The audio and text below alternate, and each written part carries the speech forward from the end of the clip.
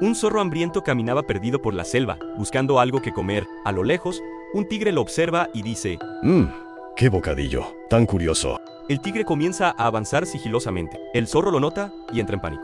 Entonces ve los restos de un búfalo cerca y piensa rápido. ¡Qué sabroso estuvo ese tigre que me comí hace un rato! El tigre se detiene en seco, asustado. ¿Qué? ¿Se comió a un tigre? No, no. Mejor me largo de aquí. Un loro, que vio todo desde arriba, ríe y dice: Este tonto se lo creyó, voy a contarle la verdad.